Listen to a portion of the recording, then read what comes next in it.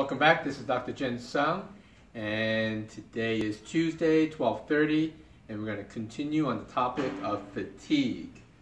Last week we talked about GI dysfunction and how that can affect nutrient absorption and cause fatigue in terms of B vitamin absorption and iron deficiency and so forth. Today we're going to talk about stealth infections, infections that can create fatigue and run havoc in our immune system. Now, if we look at your typical infections, what do we have? You know, I have the common cold, I have the flu, I had a strep throat infection. So those are things that are pretty common, and you have, let's say, a fever, a sweat, malaise, and then you tend to recover in the next few days or maybe a week or two, okay, depending on how strong your immune system is. We're talking about some of the stealth infections that create chronic fatigue. Things that we don't really think about but can create immune dysfunction and decrease energy and fatigue over time. So if we look at our regular blood work, right, our traditional blood work, it might give us some clues as to what might be going on in terms of infection or stealth infections. So when you look at your regular blood work, look at white blood cell count, right, or WBC. Your white blood cell count is your total number of white blood cells when they take your blood. Now that is broken down into 5 components in your regular blood work.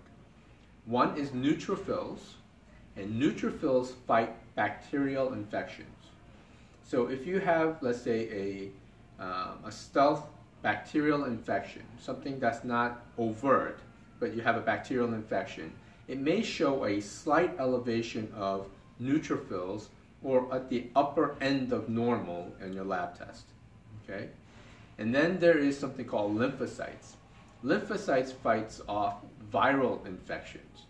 So if you have elevation of lymphocytes, then it can indicate you possibly have a viral infection. Then there is monocytes. Monocytes can be elevated with things like allergies and or can be associated with parasitic infections in the GI tract. Usually monocytes will be elevated, and another marker called eosinophils or eosinophils will be elevated along with that. So whenever I see monocytes greater than 7 and eosinophils greater than 3, I start to think, hey, this person either has allergies or they have a GI infection that they're not aware of at this point, okay? And then the last one is called basophils. And basophils can be elevated with some of the allergic reactions and so forth, but it's commonly not elevated, okay? So we look at those 5 markers, right? So we look at white blood cell, and then we look at the components of the white blood cell count, which is neutrophil, lymphocytes, monocytes, eosinophils, and basophils. And that can give you a clue as to what type of infection might be going on. So in terms of bacterial infections in the GI tract, there are things like H. pylori, right? H. pylori is a very common infection, and some doctors might say that it's something that's normal. It's part of your GI tract. It's normal bacteria.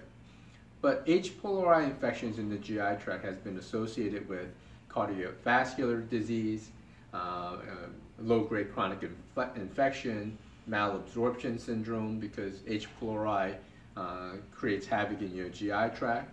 So a lot of times people who are on antacids, they might actually have H. pylori infections, okay? The other things that you look at in our GI tract are things like bacterial infections, protozoan infections, or actual worms. There are people in the United States who are infected with worms, and they usually get them from oral fecal routes, right, or unclean water, or even lakes. So it is a common infection, and oftentimes with the boom in the sushi industry or raw food industry, sometimes you can get these infections and worms in our GI tract. And sometimes you can't pick that up because the only symptom is maybe you have I don't know, loose stool intermittently, and they just call it IBS. And it might actually be an infection in your GI tract. So you have to do the proper stool analysis to pick that up. In our office, we use something called diagnostic solutions. It's a DNA stool analysis. It's very sensitive and it tends to pick up a lot of different infections that other labs will often miss. So that's a very good test to pick up any GI infections. Now, viral infections also can create a lot of fatigue, and the more common one is Epstein Barr virus, right? And then cytomegalovirus. Those are pretty common in terms of infection and running havoc in our GI, in our immune system, right? And then you have your typical herpes virus, herpes simplex 1, 2, and there's one that actually affects the brain. So look at chronic viruses, chronic GI infections, H. pylori. These things create issues in terms of immune dysregulation, creates fatigue, because your body is always trying to fight off infection rather than making you healthy. So your energy is going towards fighting off infection. I mean, think about it. If you had a flu and you got sick, your energy is completely zapped. You're on the couch, you can't get up, right? Your body is fighting off an infection, right? And it's using all its resources to fight it off. If you have a low-grade infection or a stealth infection, then you have a harder time producing energy for yourself. Therefore, you're going to have issues with fatigue. So whenever someone comes in, we run a basic blood panel, we run a stool test to figure out, is there a possibility of infection that's causing fatigue? I think that's pretty basic in terms of figuring out what fatigue is. And I know some physicians out there will run extensive panels on in terms of nutrient deficiencies, right? But guess what?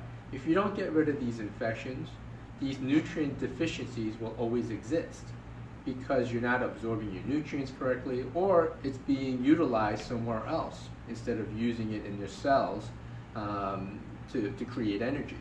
So it's very important for you to find these stealth infections, right? A proper blood work analysis, a proper stool analysis will give us the clues as to figuring out what the infection is. And last but not least is Lyme infection. Lyme infection in the Northeast is pretty rampant. There are a lot of people who get Lyme disease and they're not treated appropriately, meaning that they go through a short cycle of antibiotics and they think they're better, but they end up weeks or months later with chronic fatigue.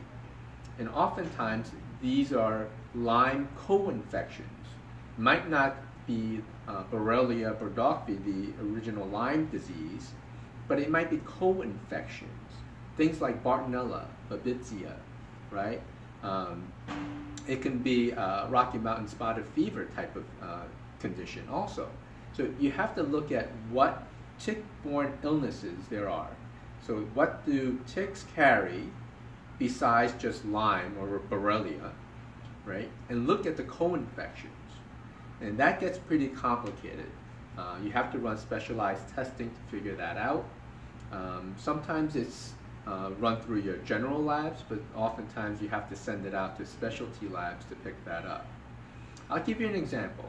I have a young child that we are trying to take care of, and it turned out he had Lyme at one point, and he was treated.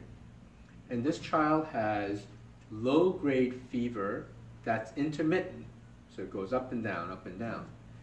And the pediatrician basically wrote it off as to, he's having a bad run, he's got a little cold this or a little that. But it turned out he had multiple co-infections and issues with fighting off these infections. And he was always tired. It's no wonder he's tired. He has a stealth infection that no one picked up. And the person who actually picked that up was a Lyme literate doctor, a doctor who was able to say, what is going on and ran the appropriate tests. So we are working in conjunction with the other doctor to figure out what we can do for this patient and how do we get this child who's developing out of this crisis so they can really move forward, right? Develop cognitively, neurologically, emotionally.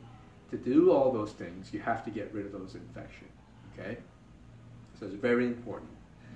Today was a very important topic because people do not talk about these stealth infections and as a mechanism for fatigue.